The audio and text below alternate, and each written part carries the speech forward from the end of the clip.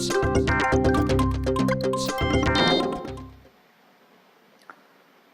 the Quran historically reliable? This episode is based on Dr. Rafat Amari's book, Quran and History. This is Daniel Amari from the Religion Research Institute. This episode is titled Simon.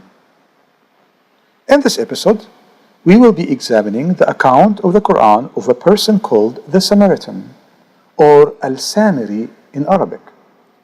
The details provided in the Quran, combined with the context of Islamic tradition, points to Simon the Samaritan.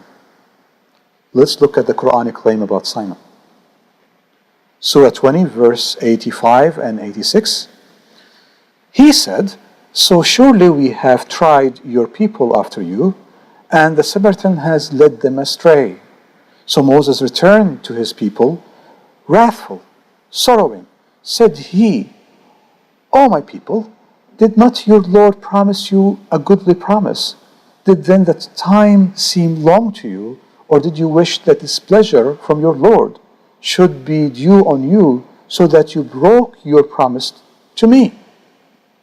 And we read from the Quran, from the same surah, verses 87 and 88. They said, "We did not break our promise to you for our own accord, but we were made to bear the burdens of the ornaments of the people.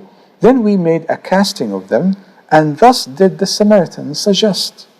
So he brought forth for them a calf, a mere body, which had a mooing sound. So they said, 'This is your God and the God of Moses,' but he forgot." And we read from verses 95 and 96. He said, "What was then your object, O Samaritan?" He said, "I saw Gabriel, what they did not see. So I took a handful of the dust from the footsteps of the messenger, then I threw it in the casting. Thus did my soul commend to me." And from verse 97. He said, "Begone then, surely for you it will be in this life to say, 'Touch me not.'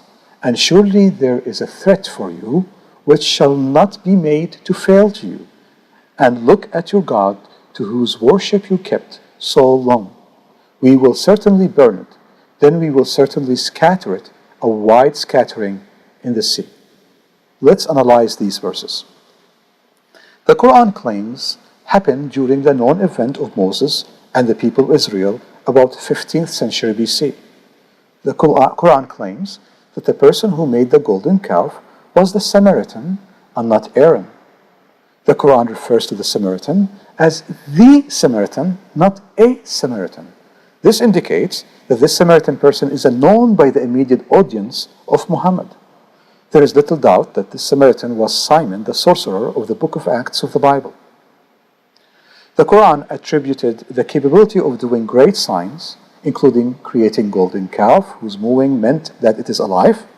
This further enforces that it was Simon, the sorcerer, who practiced great sorcery. In the early centuries after Christ, the ability to create was attributed to Simon. Likewise, the Quran claimed so. There is a striking similarity between Peter's rebuke of Simon, the Samaritan, and the books of Acts and his punishment, as it is portrayed in the apocryphal writings. And on the other hand, Moses' rebuke of the Samaritans in the Quran. Summary. Let's summarize what the Quran is saying in all of these verses. The Quran described the incident of the golden calf with Moses 15th century BC. The Quran stated that the Samaritan was the one who made the calf. He was able to create a calf and put life in it. He borrowed that life from the dust under Gabriel to give it to the cow. He was rebuked harshly by Moses. What about history? What does history tell us about the claims of the Quran?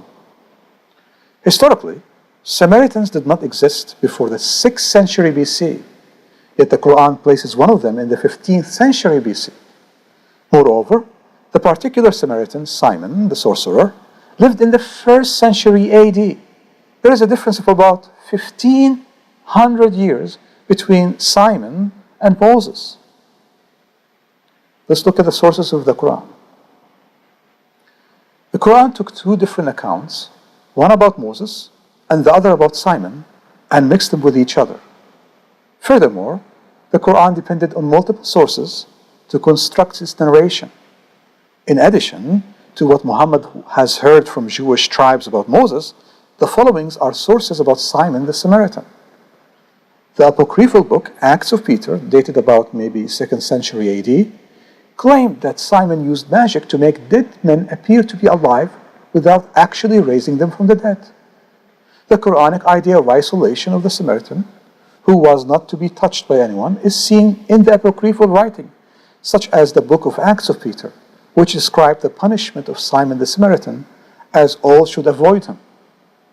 The writings of the Pseudo-Clementine, the 4th century AD, some of which were translated into Arabic and Syriac, Simon is described as having the ability to give life to statues, which matches the Quran description of what Simon has done to the golden calf. According to the Clementine recognitions, Simon had abilities to borrow life from living beings, then insert that borrowed soul into a solid object, therefore making it alive. This is actually the foundation of the Quranic myth. The Samaritan magician borrowing life from Gabriel, which is the dust from under the horse of Gabriel, and inserted to the golden cow. How did these writings come to Mecca? The church father Epiphanius reported that the Ebionites used these Pseudo-Clementine writings. He also reported that the Ebionites spread in Arabia. Well, Waraqa bin Nawfal, the mentor of Muhammad, was an Ebionite. This is very important information, that when it comes to New Testament persons, the Quran copies from apocryphal books. There are later apocryphal books, but at least they are centuries before the Quran. This is Daniel Amari from the Religion Research Institute.